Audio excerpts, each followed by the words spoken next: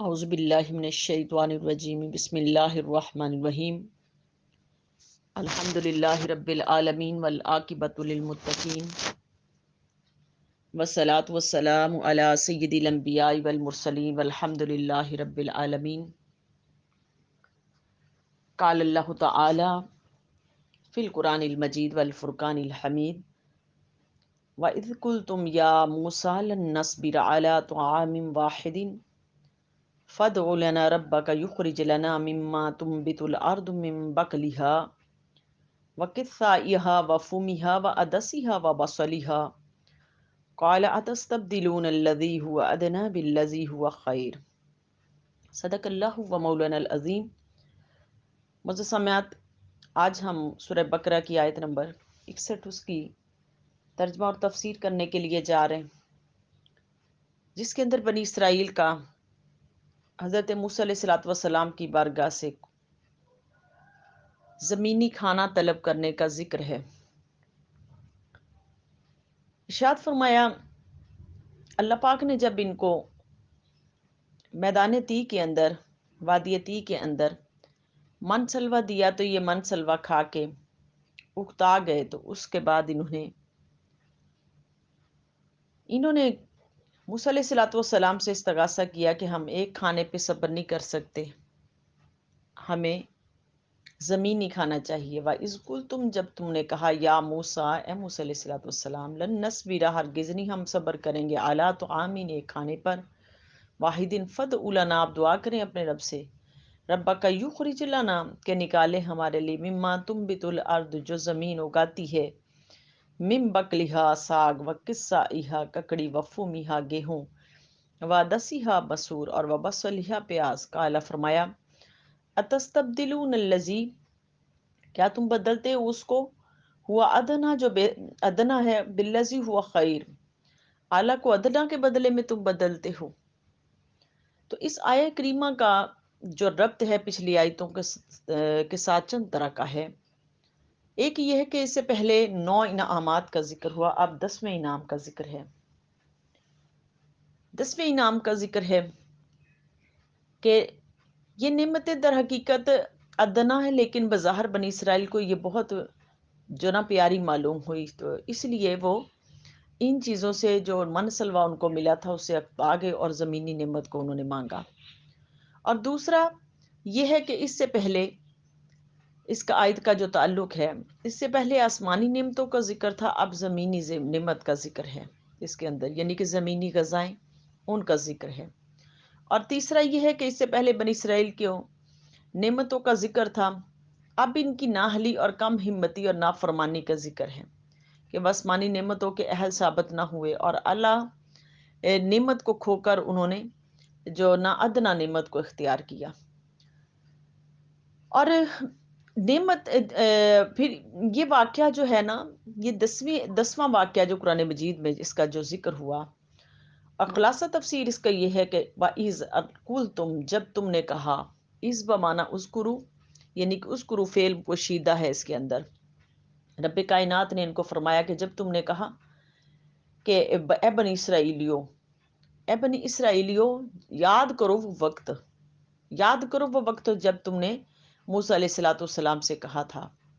یہ واقعہ جو نا میدان تی کا ہے، وادی تی کا، کہ جب ان کے اوپر من سلوا اترتا تھا تو یہ من سلوا کھا کھا کے گھبرا گئے، کیونکہ پیچھے مصر میں رہتے تھے تو مصر کے اندر وہاں پر یہ ترکاریاں وغیرہ اور یہ ساری نعمتیں کھاتے تھے، اب یہاں رہ کے ایک ہی چیز کھا کھا کے یہ اگتا گئے۔ یہ انسان کی فطرت کا تقاضا بھی ہے کہ انسان ایک چیز کھا کھا کے، مسلسل کھا کھا کے اگتا بھی جاتا ہے، اور پھر جب ایک چیز کھاتا ہے رہے تو اس سے پھر اس کا معدہ بھی کمزور ہو جاتا ہے۔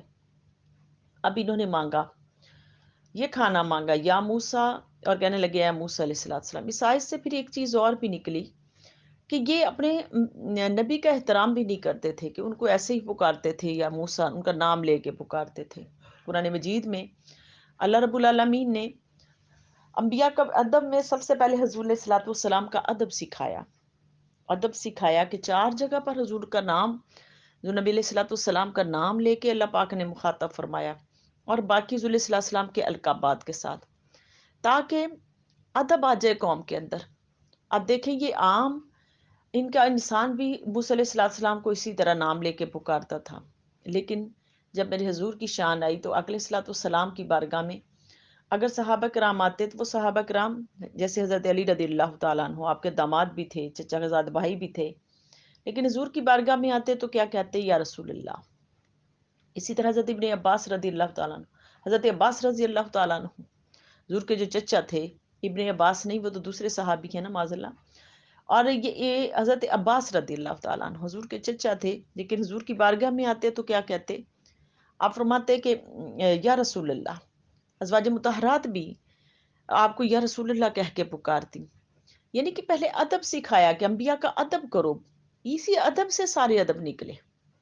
इस आयत से फिर एक अदब भी निकला कि अंबिया का अदब भी इसी तरह करना है, और फिर अहलुल्लाह और मशाइख का और अपने वालिदैन का अदब इस तरह कि उनके भी नाम लेके इस तरह नहीं पुकारना। तो या मूसा अब कहने लगे कि लन नस्बिरा, हम सब्र नहीं कर सकते, एक ही खाने पर हम सब्र नहीं कर सकते। और ये अपनी जो ना ताकती इसके अंदर बयान कर रहे हैं और बेसब्री बयान कर रहे हैं इसके अंदर। दूसरी अदब भी ये है कि मांगने का अदब इनके अंदर नहीं था, कि मांगने का अदब कैसे है ये भी इनके अंदर नहीं था। तो कहने लगे कि अला तो आम वाहिदीन, हम एक खाना नहीं खा सकते। यानी कि तोआम ताम से बना है, और तो आम लज्जत वाली गज़ा को कहते हैं, लज्जत वाली गज़ा को। इसलिए कड़वी और जो ना जो गज़ाएँ हैं उनको तो आम नहीं कहा जाता। तो कहने लगे कि हम एक खाना, ये जो लज्जत वाला, ये हम नहीं खा सकते, ये नहीं खा सकते। यहाँ एक खाने से मुराद ना बदलने वाला खाना। कह रहे थे कि हम हर रोज़ एक ही खाना नहीं खा सकते, हमारे लिए तब्दील करके ना खाना दिया जाए। और चौथा ये है कि हम ज़मीन के रहने वाले हैं और हमें ज़मीनी ग़िज़ा चाहिए। हमें ज़मीनी ग़िज़ा चाहिए कि हम ज़मीन के रहने वाले, ज़मीन के ऊपर रहते हैं। इसके अंदर से ये कि हम ज़मीन के रहने वाले तो ज़मीन की ग़िज़ाएँ खाते हैं ना। तो बाज़ लोगों ने कहा कि एक खाने से मुराद यकसां खाना है। बाज़ मुहद्दिसीन ने कहा कि एक खाने से मुराद यकसां खाना है, जो कि गरीब अमीर सबको मिले। गोया वो कह रहे हैं कि हमको मुख्तलिफ खाने चाहिए जिससे छोटे और बड़े का फ़र्क ज़ाहिर हो।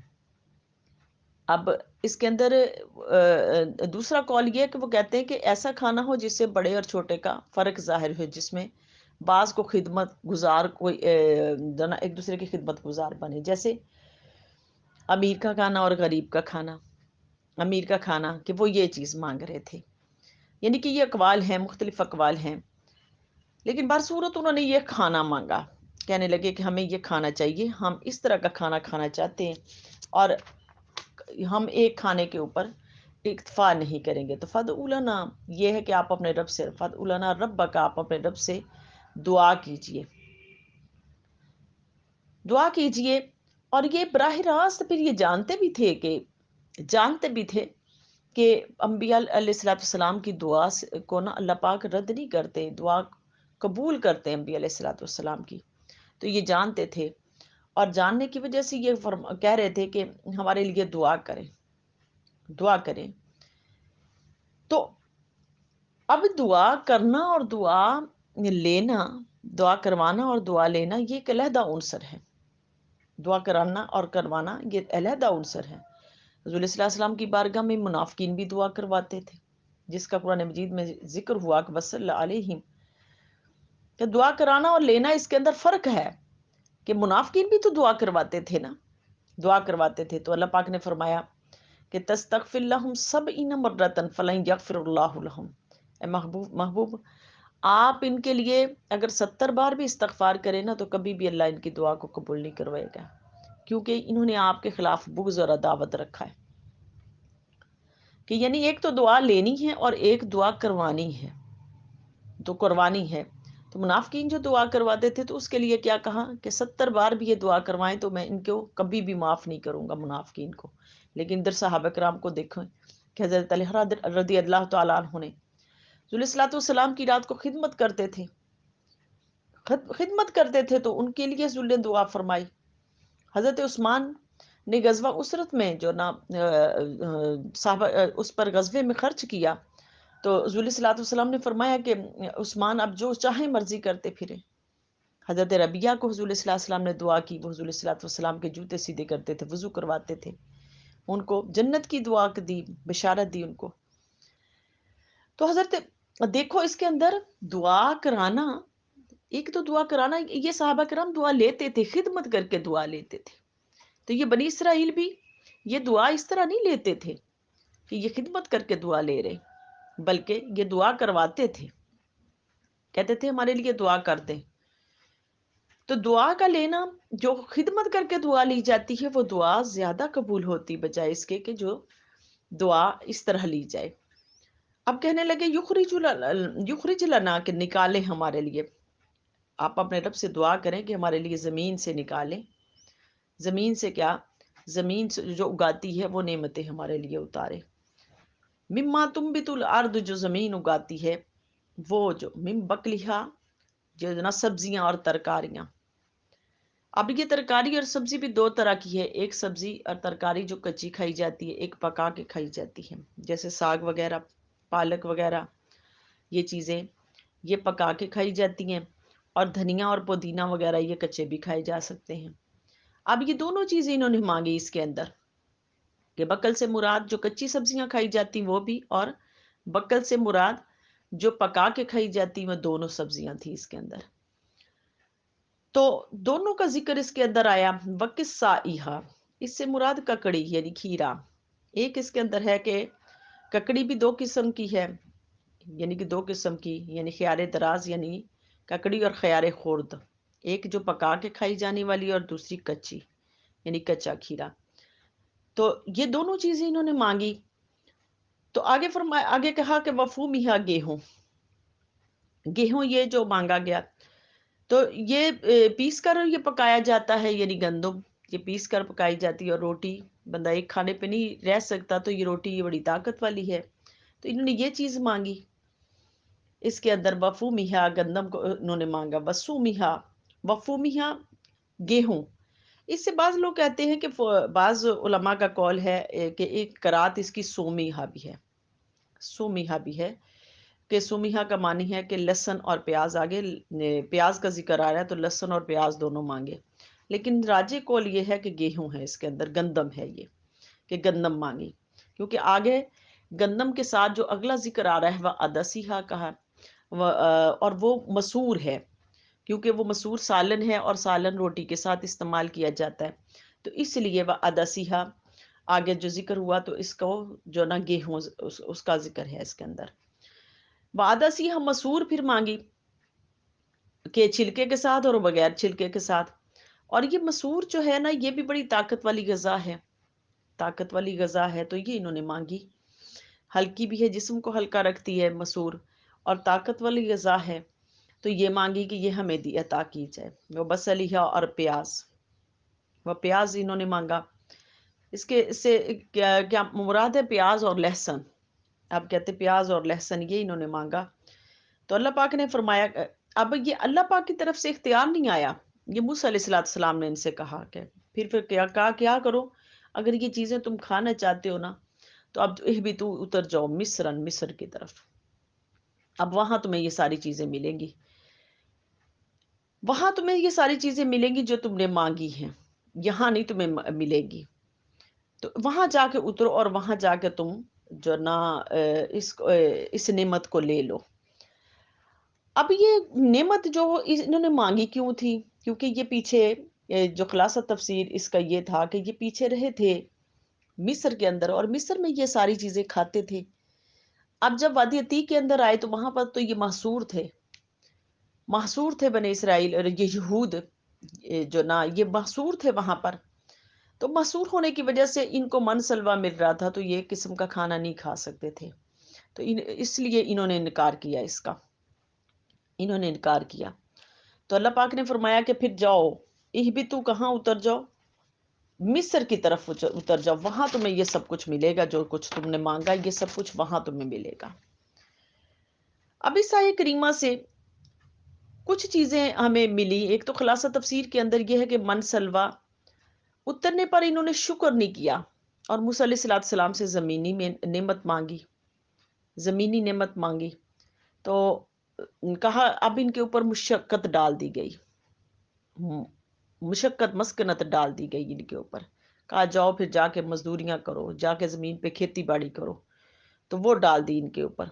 यानी कि सुकून का जो खाना मिलता था, अब मेहनत मुशक्कत इनके अंदर दाखिल कर दी गई। फ़ायदा इस आयत से चंद फ़ायदे मिले हमें। पहला फ़ायदा ये है कि इस आयत से हिर्स व हवस का ये नतीजा ये निकला कि हिर्स व हवस, कि इंसान को खाने की हिर्स व हवस है। रसूल सल्लल्लाहु अलैहि वसल्लम ने इरशाद फरमाया हदीस पाक के अंदर कि मोमिन एक आंत से खाता है और काफिर 7 आंतों से खाता है।